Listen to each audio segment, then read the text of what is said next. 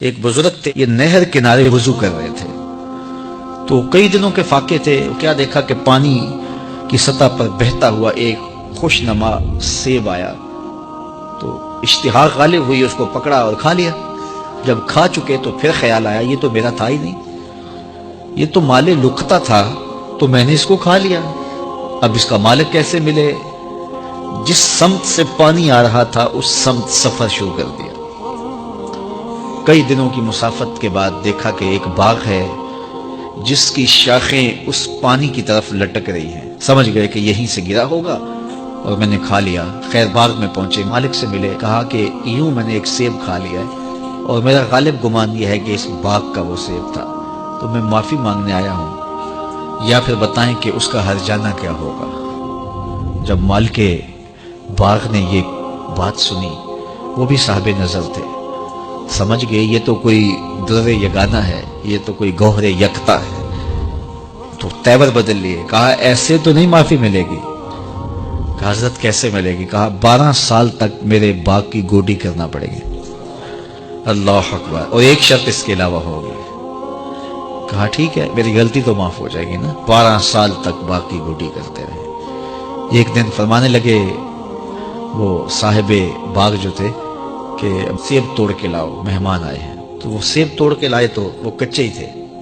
تو کہا تم 12 سال ہو گئے ہو سیبوں کے باغ میں رہتے ہوئے، تمہیں پتہ نہیں کہ کچے سیب اور پکے سیب کیسے ہوتے ہیں؟ کہا حضرت مجھ سے قسم لے لیجئے 12 سال میں ایک دفعہ بھی نظر اٹھا کے سیبوں کی جانب نہیں دیکھا۔ ایک سیب کھایا تھا، میں تو اس کی سزا بھگت رہا ہوں، میں تو گوڈی کرتا ہوں، اوپر کبھی نظر بھی میں نے نہیں اٹھائی۔ سینے سے لگا لیا، کہا ایک شرط تمہاری پوری ہو گئی، اب دوسری شرط ہے کہ میری ایک بیٹی ہے جو آنکھوں سے نابینا ہے، کانوں سے بہری ہے، بول سکتی نہیں، اور وہ اپاہج بھی ہے، چل بھی نہیں سکتی، اس سے تمہارا نکاح کرنا چاہوں، اگر تمہیں قبول ہے تو معافی ہو جائے گی۔ کہا ٹھیک ہے جی قبول ہے، میرا گناہ معاف ہو جائے، میں زندگی کاٹ لوں گا، کوئی بات نہیں ہے۔ خیر نکاح ہو گیا۔ کہا کہ یہ کمرہ ہے، یہاں آپ کی زوجہ آپ کی منتظر ہے۔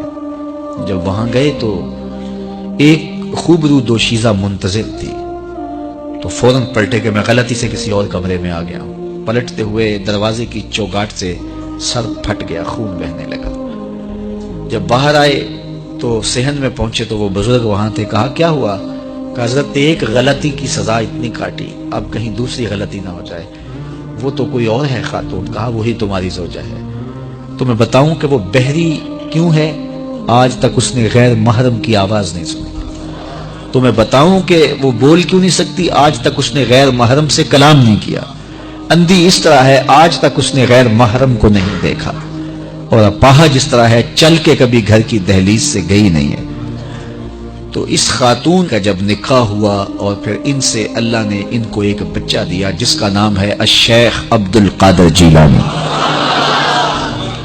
جب ماں باپ اس طرح کے ہوں تو بیٹے اس طرح کے ہی ہوتے ہیں۔ باپ کا لقمہ پاک اور ماں اپنی آبرو کی کیسی محافظہ، پھر در یگانہ اور گوہر یکتا جو پیدا ہوتا ہے وہ دین کی احیاء کرنے والا ہے، دین کی مردہ قدروں کو نئی زندگی دینے والا ہے۔ حضرت ملا علی قاری لکھتے ہیں کہ حضور غوث اعظم جب مجلس واعظ کرنے بیٹھتے تو 70 ہزار کا اجتماع آپ کے مجمع میں ہوتا، اور عمومی طور پہ اللہ کی رحمتوں کے حوالے سے بات کرتے، اور جس دن آپ اللہ کے قہر، غضب اور جلال کی بات کرتے کئی جنازے اٹھتے۔ یہ آپ کی گفتگو کے اندر عصر کا رنگ اور شیرینی تھی۔ اللہ اکبر۔ تو باپ دیکھیے کہ رزق کے معاملے میں کتنا محتاط ہے، اور ماں دیکھیے اپنی عصمت کی کتنی حفاظت کرنے والی ہے۔ مائیں بچوں کی تربیت کرتی ہیں، ماؤں کے ذریعے سے پاکیزہ صرف بچے جنم لیتے ہیں، تو لہٰذا ماؤں کو اچھی تربیت کا حامل ہونا چاہیے تاکہ وہ آگے اچھی تربیت خود کر سکے۔